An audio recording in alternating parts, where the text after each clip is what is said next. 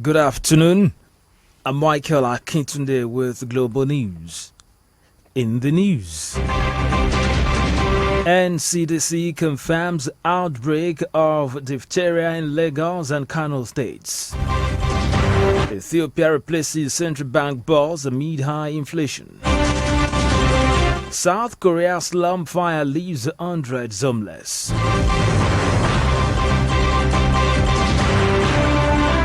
This is the news.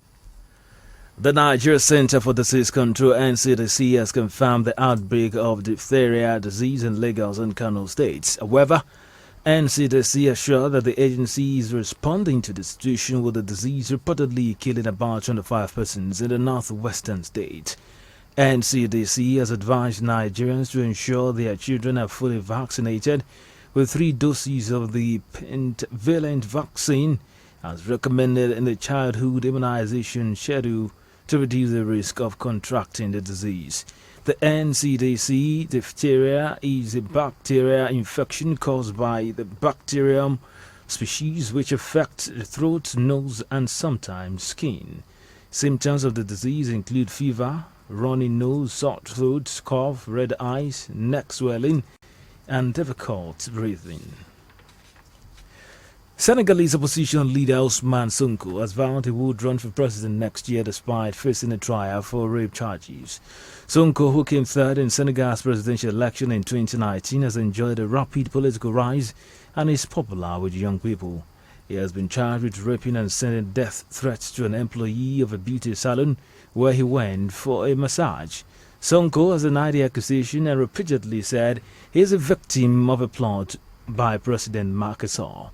While an investigative judge on Tuesday ordered Sonko to stand trial on the charges in a criminal court, Sonko's lawyer, Sheikh Koyesei, has said he would appeal the ruling. Ethiopia has replaced the head of central bank as the country continues to grapple with high inflation rates. Yinaga Desi was appointed as governor of the National Bank of Ethiopia in 2018, shortly after Prime Minister Abiy Ahmed came to power. He has been replaced by Mamo Moretu, who was previously the Prime Minister's economic advisor and later ran the Ethiopian Investment Holdings. Mr. Abiy has also appointed 4 new ministers to take recently vacated positions, including ministries of mines and transport. All the appointments have been approved by the lower house of parliament. Security forces in Sudan have dispersed protesters who tried to march onto parliament on Thursday. Reports say the fire, tear gas and water hoses are the crowds. The protesters are protesting against last month's deal between Sudan's coup leaders and the main pro-democracy group to establish a civilian-led transitional government following the 2021 military takeover.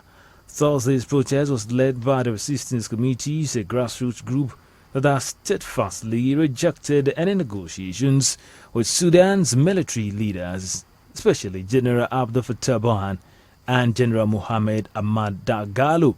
The protest group has called for both men who led the coup in 2021 to be tried in courts.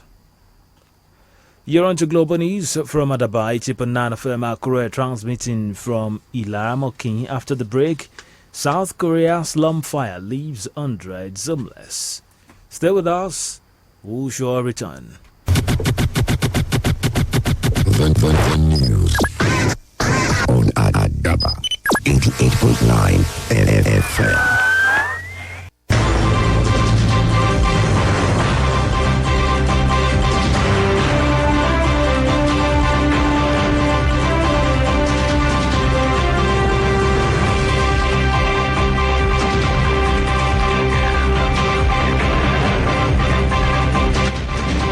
Glad to know you're still there. For news update and live streaming, visit our website www.facebook.com/Adaba889.fm or download Adaba FM app on Google Play Store.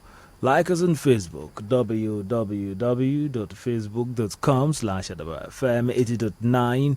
Follow us on Instagram at Adaba889FM. You can also subscribe to our YouTube channel on Adaba 88.9 FM TV.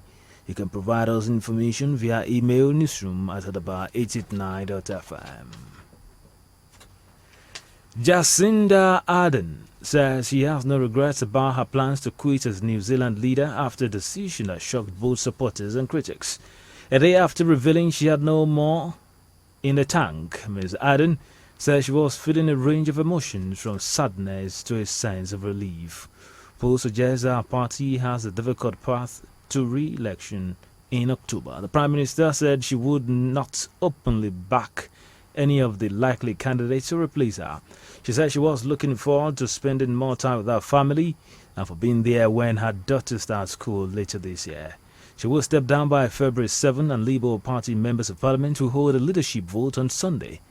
If no candidate gets the support of 2/3 of the party, the votes will go to the wider Labour membership. But Ms. Ardern said she expected a successor would be selected on Sunday. A fire outbreak in a shanty town in South Korea's capital, Seoul, has left hundreds of people stranded.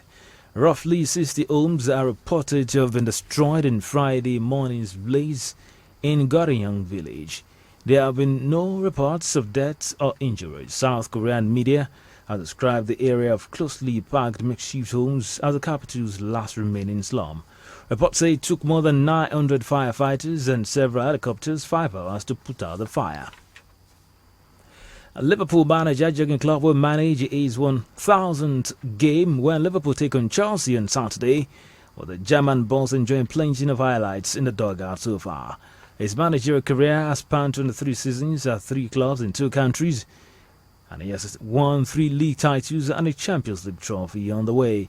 He has won 538 of his 999 games in charge so far, losing just 222 of them, and almost half of those victories have come while in charge of Liverpool. Klopp first made a name for himself in Germany when he orchestrated Mainz's promotion to the Bundesliga for the first time in the club's history in year 2004. He later went on to win 2 Bundesliga titles and a domestic cup with Borussia Dortmund before guiding Liverpool to European glory in 2019 and the Premier League title a year later. Liverpool has not finished outside the league's top 4 since the club's first season, 2015-2016. To end the global news, a recap of our top stories. The Niger Center for Disease Control, NCDC, has confirmed the outbreak of diphtheria disease in Lagos and Kano states. Ethiopia has replaced its head of central bank as the country continues to grapple with high inflation rates. A fire outbreak in a shanty town in South Korea's capital, Seoul, has left hundreds of people stranded as roughly 60 homes are reported to have been destroyed. And that's Global News. Editor Moninkola Ogidon. My name is Michael Akintunde. The world moves at a fast pace.